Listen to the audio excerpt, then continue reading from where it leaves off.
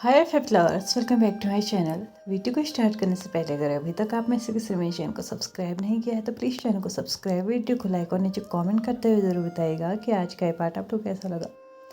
यार प्लीज़ एक कमेंट करने में ज़्यादा टाइम नहीं लगता है। आई नो बहुत दिनों के बाद मैं अपलोड कर रही हूँ, लेकिन फिर भी उम्मीद करती हूँ कि आप लोग कॉमेंट करके मुझे ज़रूर बता दीजिएगा कि कैसा लगा। आप लोगों के कमेंट से ही ना मुझे भी मोटिवेशन मिलता है, मुझे भी मन करता है कि मैं आगे चीज़ों को मतलब कंटिन्यू रखूँ।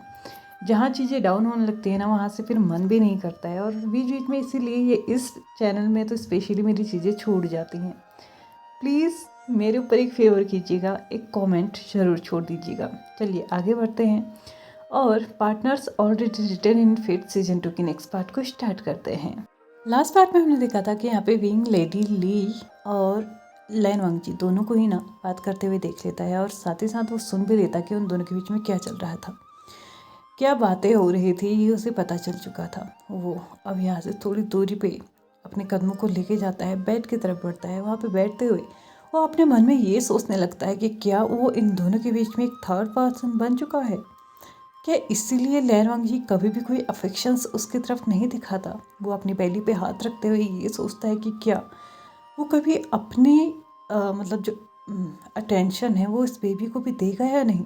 क्या होगा अगर बाय एनी चांस किसी दिन उसको ये भी रियलाइज़ नहीं हुआ कि बीइंग उसकी कोई जिम्मेदारी भी है, और वो इस चीज़ को भी मानने से इनकार कर दे कि भैया जिससे मैं प्यार ही नहीं करता उसके साथ मैं रहूँ ही क्यों। तो उसका और उसके बेबी का क्या होगा।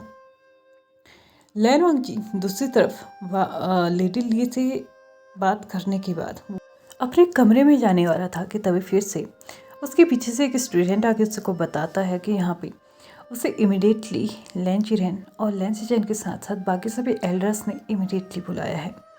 यहाँ पे लैन वांगजी थोड़ा सा फ्रस्ट्रेटेड हो चुका था ये देख के कि क्यों उन लोगों को, मतलब जो उन लोगों ने मीटिंग में बात की है वो उसके बिल्कुल अगेंस्ट था, लेकिन फिर भी वो लोग उसके ऊपर दबाव बनाए जा रहे थे। दूसरी तरफ विंग को ऐसा लग रहा था कि लैन वांगजी अभी तो अंदर आएगा, अभी तो अंदर आएगा, और वो उससे क्वेश्चन करेगा कि आखिरकार ये सब कुछ क्या चल रहा है।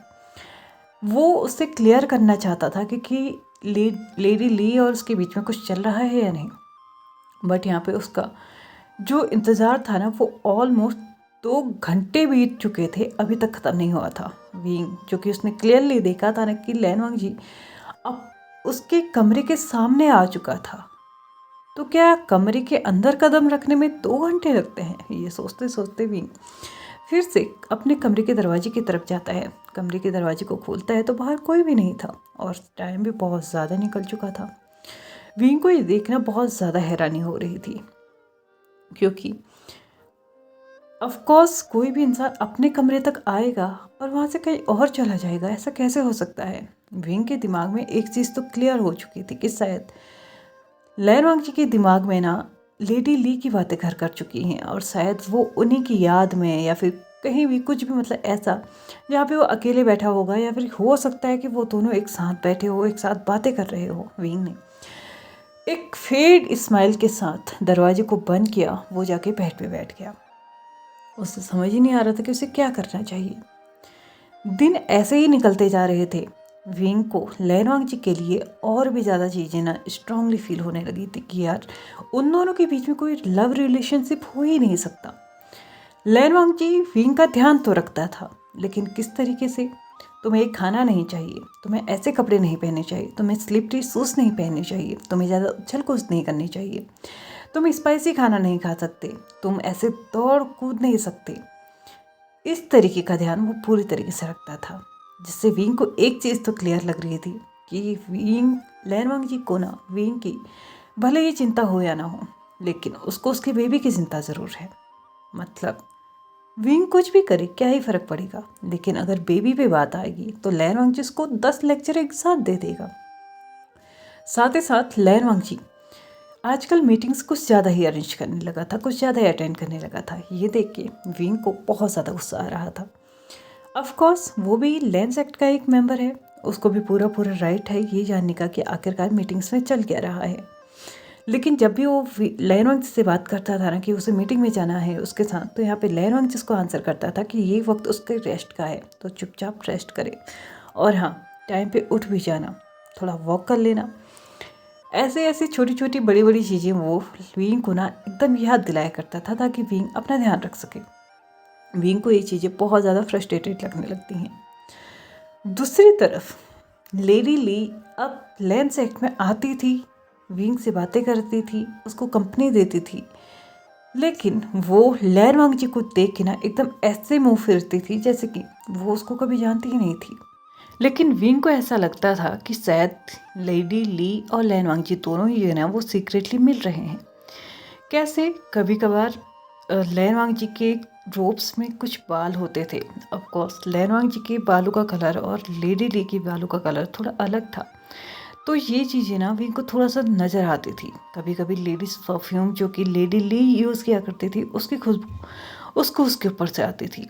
कभी कभार लैन वांगजी मतलब कमरे में आता था, जैसे कि अब कुछ दिनों से लैन वांगजी ने अपना लंच या डिनर या ब्रेकफास्ट किसी एक मील में से एक मील तो वो लैन वांगजी विंग के साथ लिया करता था। लेकिन कभी कभार लैन वांगजी पूरी तरीके से इस चीज़ को इग्नोर करता था और कहता था कि वो खा के आ चुका है। चीज़ें यहीं पे ही नहीं रुकी, विंग के लिए चीज़ें और भी ज़्यादा वियर्ड और बहुत ज़्यादा मतलब अनकम्फर्ट कर देने वाली हो रही थी तब जब लैन वांगजी ना बीच बीच में एक एक दो दो दिनों के लिए गायब हो जाता था। उसे ऐसा लगता था कि लैन वांगजी मतलब एक दिन लैन सेक्ट में रहता है तो एक दिन वहाँ से गायब रहता है। ये देखने के बाद तो विंग का तो जैसे माथा ही घूमने लगता था। और अगर लैन वांगजी से विंग कोई क्वेश्चन करता ना कि तुम कहाँ थे, तुम क्यों गए, मुझे बता के क्यों नहीं गए, तो लैन वांगजी उसका आंसर करता था कि वो इम्पोर्टेंट काम से गया था, उसे इमिडिएटली जाना था। या फिर वो कभी कभी तो ये बोल देता था कि तुम अपने काम से काम रखा करो, तुम्हें बेबी का ध्यान रखना चाहिए, ना कि मेरे ऊपर ध्यान रखना चाहिए। विंग ने ना लैन वांगजी को इतना रूड कभी नहीं देखा था जितना वो आजकल होते जा रहा था। विंग के लिए चीज़ें और भी ज़्यादा वियर्ड होते जा रही थी। यहाँ पे एक तो सबसे बड़ा टेंशन उसके लिए ये था कि आखिरकार ये लैंस एक्ट वाले सभी लोग जो कि कहते हैं कि विंग अब लैंस एक्ट का हो चुका है, ये सभी लोग इस बंद दरवाजे के अंदर करते क्या हैं? क्यों उसको एक पार्ट नहीं बनाया जा सकता उनकी मीटिंग का जो कि हर रोज़ चल रही है? एक महीना इसी हिसाब से निकल चुका था। यहाँ पे विंग जो था ना वो 2 मंथ प्रेग्नेंट था और यहाँ पे उसकी जो ट्रॉमा लेवल था ना वो एकदम बढ़ते जा रहा था। लैन वांगजी से ढंग से बात नहीं कर रहा है। लैंस एक्ट के लोग उसे एक मतलब लैंड डिसिपल की तरह रिस्पेक्ट दे रहे हैं और उसे ट्रीट कर रहे हैं। लेकिन देखा जाए तो मेन चीज़ों में ना विंग का कोई एफर्ट ही नहीं था, कोई रोल ही नहीं था। ये देखने के बाद विंग को ऐसा लग रहा था कि वो पता नहीं कहाँ आ चुका है। क्या उससे शादी करनी भी चाहिए थी? क्या अपनी माँ के सिर्फ एक बात को रखने के लिए उसने इतना बड़ा फैसला ले लेना चाहिए था? वो ऑलरेडी लैन वांगजी को जानता था। उसे पता था कि लैन वांगजी किस नेचर का है। ऑफ कोर्स उसने लैन वांगजी के साथ पहले भी क्लाउड रिसेसेस में 1 साल गुजारा है जब वो यहाँ पे पढ़ने के लिए आया था। लेकिन तब तो लैन वांगजी ऐसा नहीं था और कहीं ना कहीं विंग के दिल में ऐसी उम्मीद थी कि शायद लैन वांगजी चेंज हो सकता है, धीरे धीरे ही सही वो चेंज हो जाएगा। जैसे वो अपनी फैमिली को ट्रीट करेगा, अगर बाय एनी चांस कभी उसकी शादी उससे हो भी जाती है तो बिल्कुल वैसे ही वो उसको भी ट्रीट करेगा।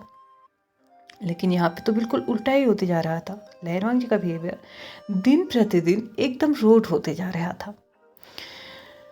यहाँ पे अब धीरे धीरे बातें विंग को ये सुनने में आती हैं, मतलब स्टूडेंट्स के थ्रू या फिर डिसिपल्स के थ्रू, कि लैन वांगजी ने तो शादी सिर्फ 2 कंडीशंस की वजह से की। पहला, क्योंकि लैंस एक्ट को एक हायर चाहिए था। दूसरा, उनकी माँ की कंडीशन की वजह से, माँ की कही हुई बातों की वजह से। अगर ये नहीं होता तो श्योर था वो किसी और से ही शादी करते और किसी और से ही वो अपना घर संसार बसा रहे होते।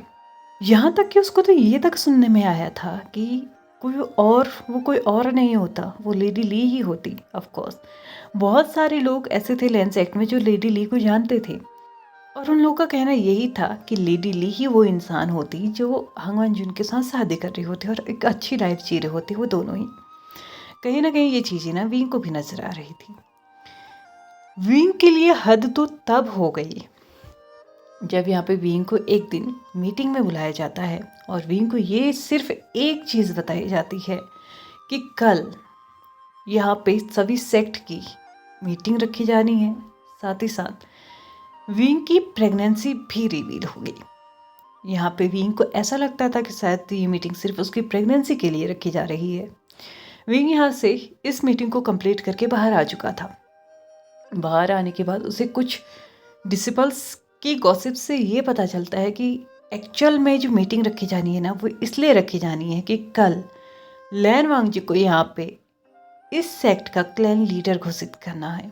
साथ ही साथ सारे सेक्ट मिलके ये चूज करेंगे कि कौन राजा बनेगा, जबकि ये पहले से ही वोटिंग कर दी गई है और बहुत सारे वोट हांग वंजुन को दे दिए गए हैं।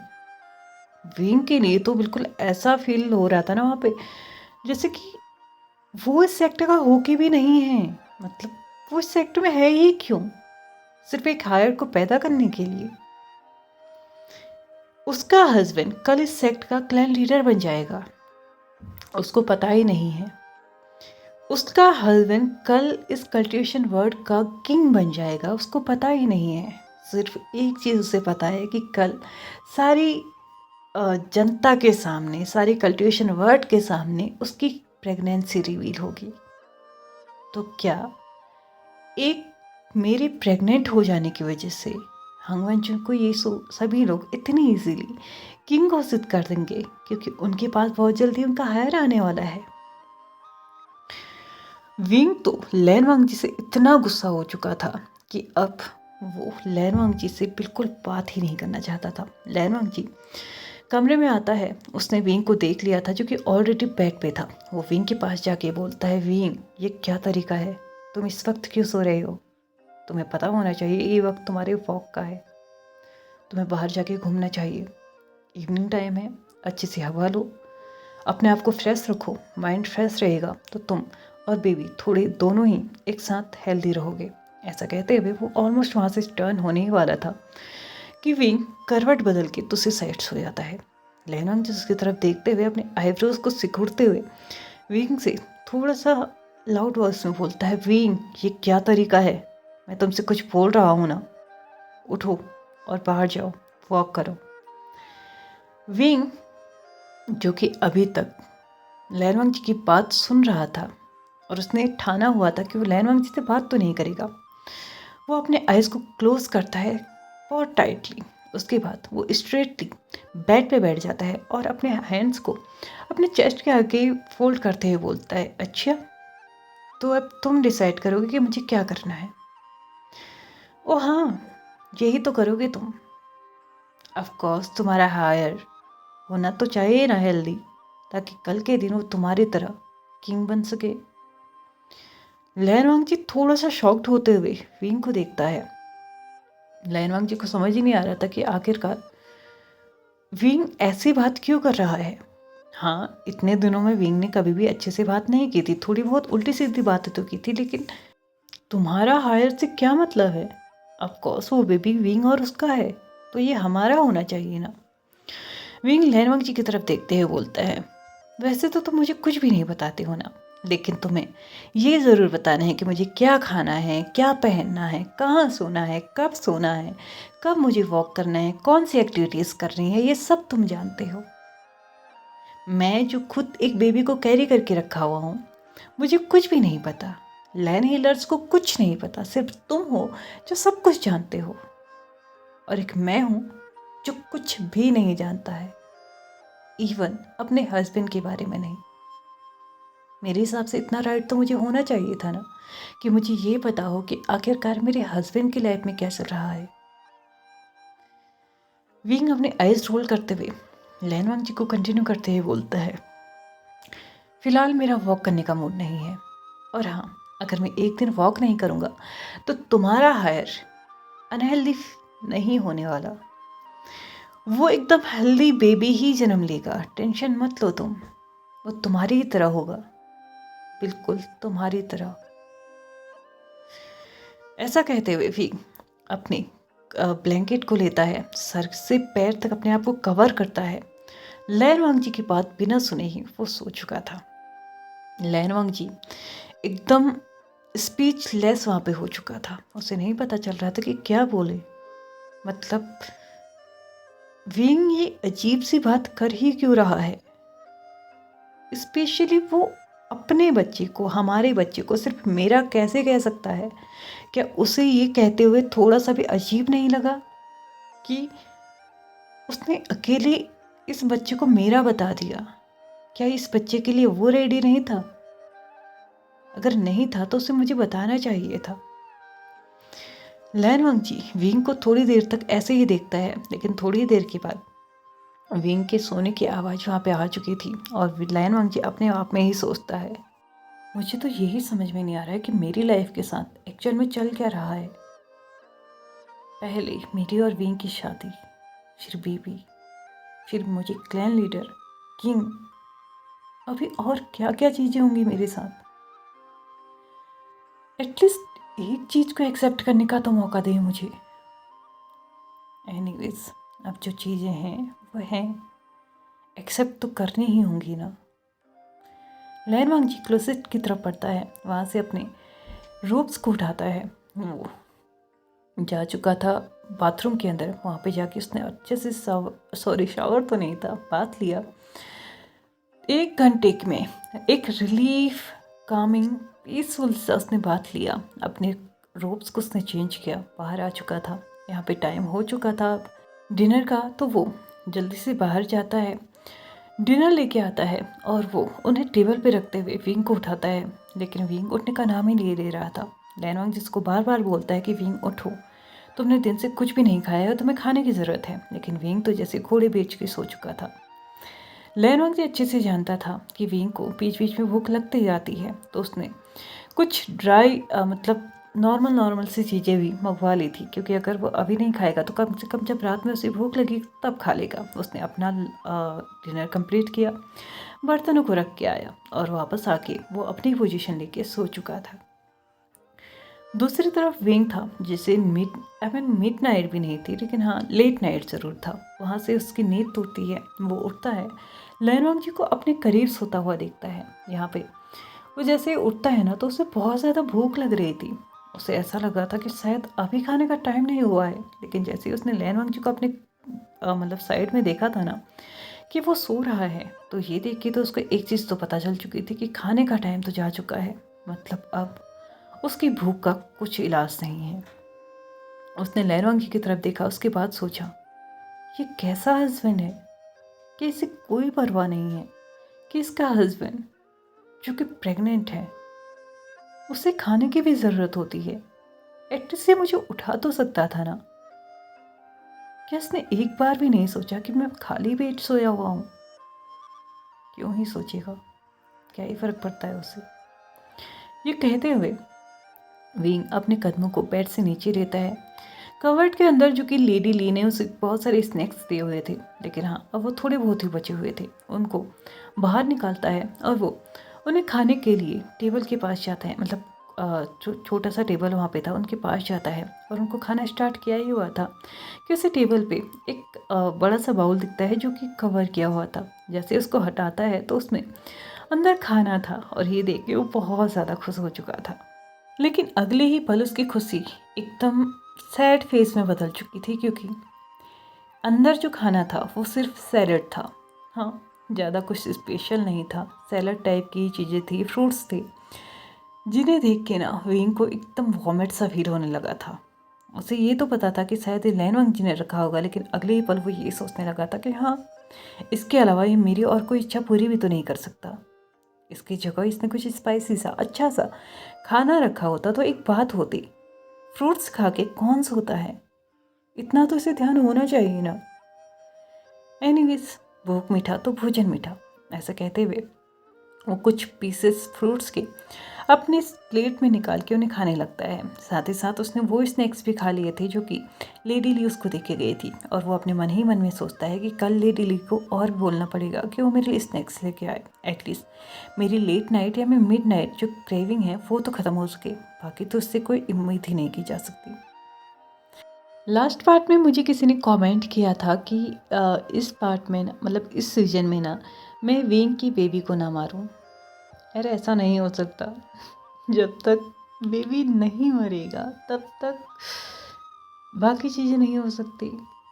मैंने इसमें बताया मतलब जितने दिनों का ये गैप है ना, उसमें बहुत दिमाग लगाया कि क्या मैं इस बेबी के साथ ही कंटिन्यू कर सकती हूँ। लेकिन ये चीज़ें ना बहुत अजीब हो जा रही हैं, ना ही कोई ट्विस्ट आ रहा, ना कुछ आ रहा, ना कुछ हो रहा। तो शायद इस बेचारे बेबी को तो जाना ही होगा। चलिए जो भी होगा हम आगे देखेंगे। फिलहाल के लिए इस पार्ट को हम यहीं पे ख़त्म करते हैं। वीडियो पसंद आए तो प्लीज़ लाइक से सब्सक्राइब एंड कमेंट करते भी जाइएगा। Thank you so much for watching my video and bye bye.